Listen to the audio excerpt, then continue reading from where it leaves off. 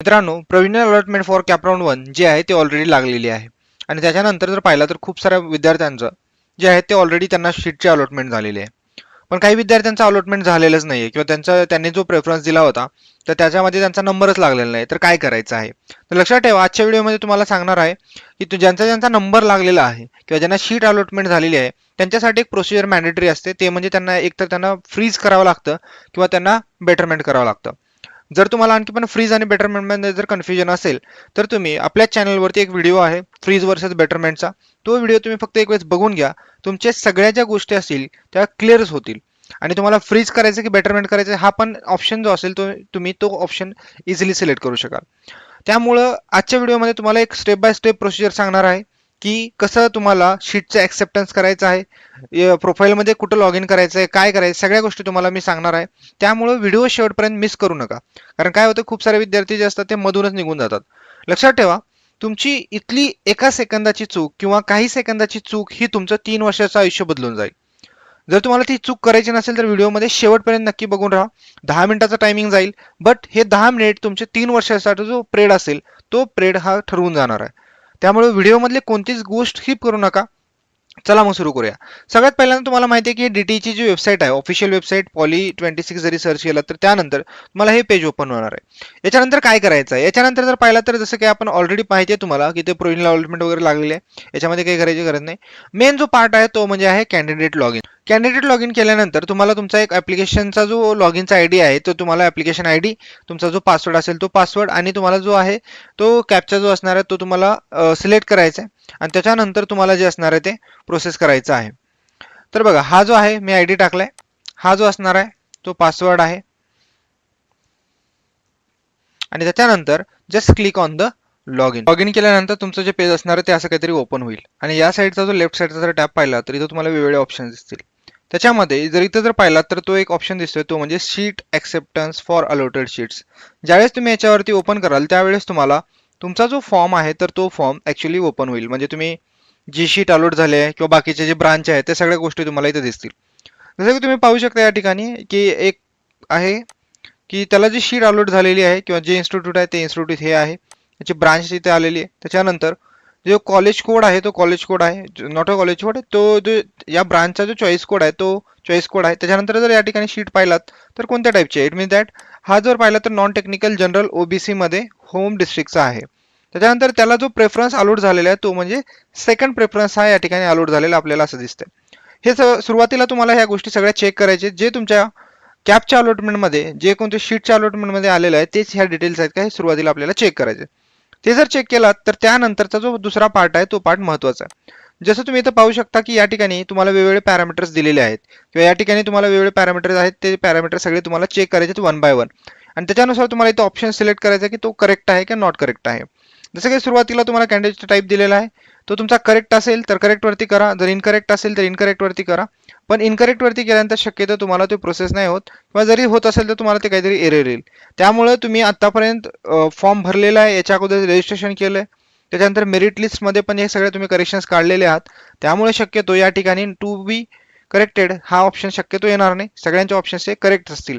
त्यामुळे इथं जर पाहिला तर करेक्टला सिलेक्ट केल्यानंतर इथं जर पाहिलं तर हा बॅकग्राऊंड जातो ग्रीन कलरचा होतो. त्याच्यानंतर होम डिस्ट्रिक्ट कोणता आहे ते चेक करा, होम डिस्ट्रिक्ट बरोबर आहे का ते चेक करा. त्याच्यानंतर तुमची जी कास्ट आहे ते कास्ट ओबीसी आहे, ओपन आहे, एससी आहे, एसटी आहे, डिपेंड आहे ते चेक करा.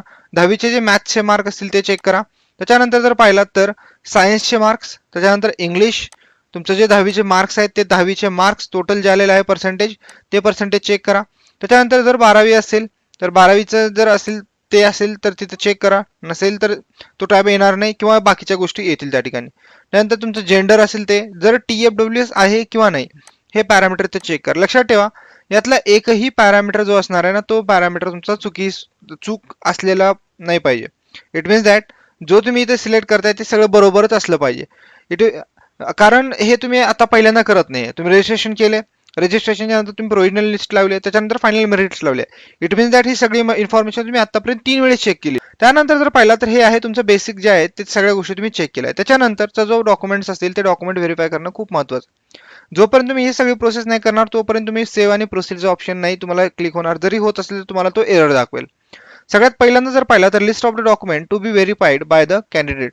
याच्यामध्ये सगळ्यात पहिल्यांदा आहे statement of marksheet for certificate of passing of SSC or equivalent examinations. याच्यासाठी इथं जर पाहिलं तर या ठिकाणी व्ह्यूचा ऑप्शन येतोय. ज्यावेळेस तुम्ही व्ह्यूचा ऑप्शन्स कराल त्यावेळेस तुम्हाला डॉक्युमेंट्स ओपन होतील. आता हे स्टुडंट्स असल्यामुळं त्याच्या प्रायव्हसी कन्सर्नमुळे मी ओपन नाही करत, बट तुम्ही तुमचे रिस्पेक्टिव्ह ओपन करा.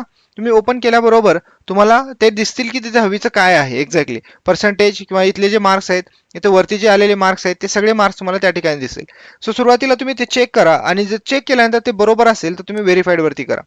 सिमिलरली जर 12वी असेल नसेल ते डिपेंड आहे. जर असेल तर तुम्हाला इथं हा टॅब येईल, जर नसेल तर हा टॅब येणारच नाहीये. जरी आला असेल तर त्याला तुम्ही ते करू शकता. त्यामुळे 12वीचं असेल तर 12वीसाठी तुम्ही व्ह्यू डॉक्युमेंट्स करा. त्याच्यानंतर जर पाहिलात तर आता ज्या ज्या विद्यार्थ्यांचं कास्ट सर्टिफिकेट असेल कॅटेगरीमध्ये तर त्यांच्यासाठीच आहे. Caste certificate clearly mention the category of the candidate, तर तो जो असणार आहे तो पार्ट अगेन व्हेरीफाय करा. कास्ट सर्टिफिकेट आहे, व्हॅलिडिटी नाही, कास्ट सर्टिफिकेट आहे. त्याच्यामुळं कास्ट सर्टिफिकेट 100% जे जे विद्यार्थी रिझर्वेशन्समध्ये आहात, ओबीसी SC ST रिस्पेक्टिव्ह कास्टसाठी जे सर्टिफिकेट्स असतील तर ते कास्ट सर्टिफिकेट सगळ्यांकडे असतील. त्यामुळे त्याला व्हेरीफाय करा. त्यानंतर आता काही कास्टसाठीच फक्त लिमिटेड आहे की त्यांचं नॉन क्रिमिनल हे लागतं त्यांना, तर त्या केसेसमध्ये पण इथं चेक करा की तुमचं नॉन क्रिमिनल असेल तर ते तुम्ही व्हेरीफाय करा. जर नसेल तर तुमचं जे काही EBC असेल किंवा बाकीचे असतील त्यांना नसेल तर त्यांना हा टॅब येणारच नाहीये.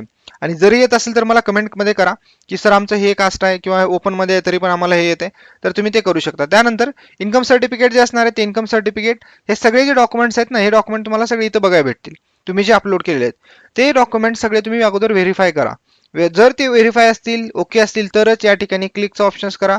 नॉट व्हेरीफाईड असेल तर इथं करा आणि जर व्हेरीफाय असेल तर या ठिकाणी क्लिक करा. देन हे सगळं तुम्ही क्लिक केल्यानंतर just click on the next button. Next button आल्यानंतर तुम्हाला हे विचारते की तुम्ही व्हेरीफाय केलेली जी इन्फॉर्मेशन्स आहे आणि जे डॉक्युमेंट्स तुम्ही पाहिलेले ते सगळे करेक्ट आहेत आणि त्यामुळे तुम्ही नेक्स्ट प्रोसेससाठी किंवा नेक्स्ट स्टेपसाठी मूव्ह फॉरवर्ड करत आहात. त्यानंतर just click on the okay. Okay केल्यानंतर तुम्हाला जर पाहिलं तर त्याच्या पुढचा ऑप्शन्स येतो किंवा पुढचं पेज आपल्याला ओपन होईल. लक्षात ठेवा हा पेज खूप महत्त्वाचा आहे. इथे तुम्हाला इन्स्ट्रक्शन दिले आहेत, 3 इन्स्ट्रक्शन तुम्ही व्यवस्थित रीड करा. त्याच्यामध्ये काय असणार आहे, पहिलं इन्स्ट्रक्शन त्यांनी ते सांगितले की तुम्हाला जर शीट जी असणार आहे आयदर बेटरमेंट असेल किंवा फ्रीज असेल तर त्यासाठी तुम्हाला जी फीस असणार आहे ती तुम्हाला ऑनलाईन मोडमध्ये पे करायचे. पहिलं ऑप्शन त्या ठिकाणी दिलेलं आहे.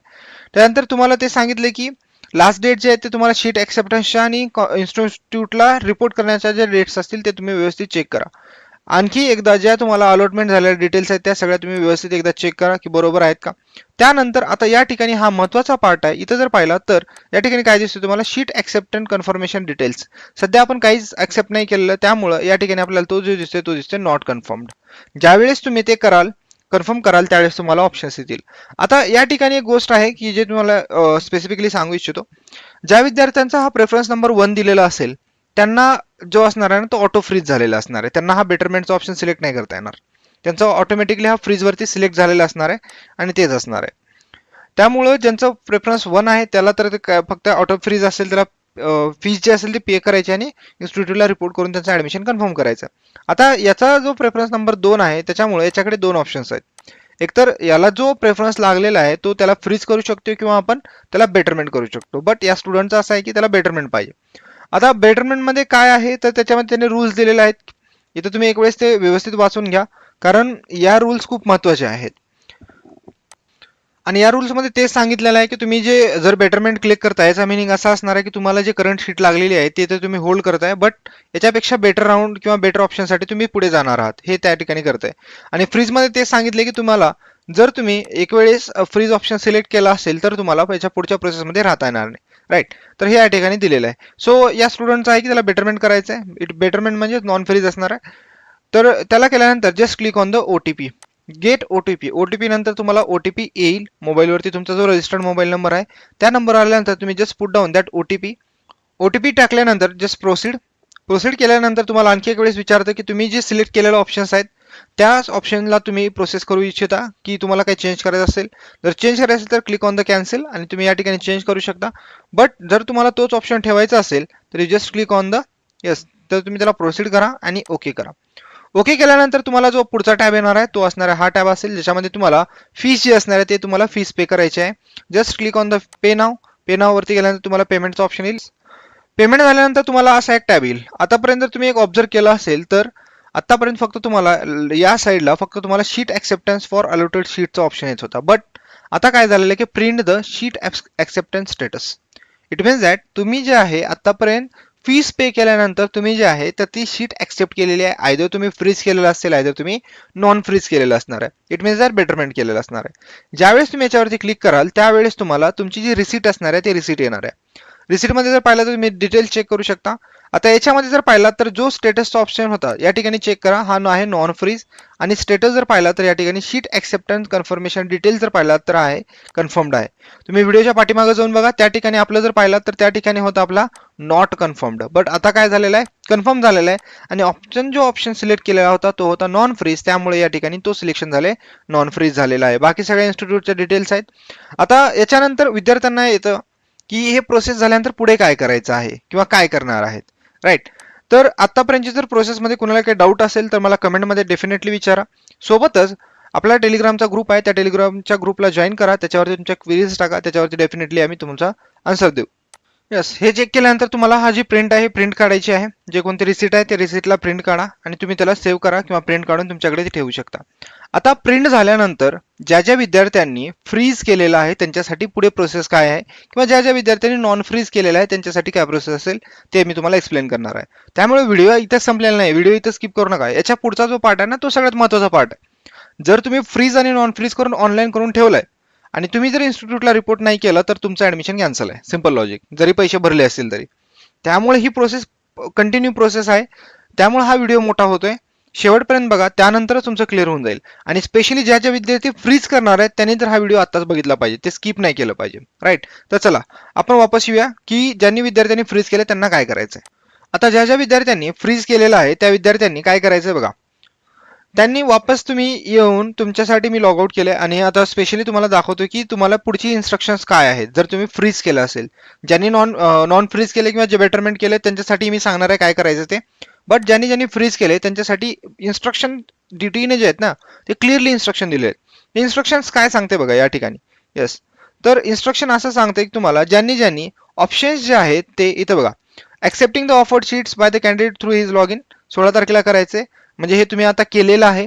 हे केल्यानंतर तुम्हाला काय करायचं बघा.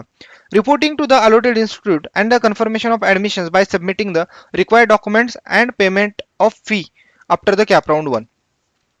आता ह्याच्यामध्ये लक्षात ठेवा की ज्या ज्या विद्यार्थ्यांनी फ्रीज केलेला आहे, ज्या ज्या विद्यार्थ्यांनी फ्रीज केलेला आहे त्या विद्यार्थ्यांना त्या त्या इन्स्टिट्यूटला रिपोर्ट करायचा आहे आणि ऍडमिशनची जी प्रोसेस असणार आहे ती प्रोसेस कंप्लीट करायचं.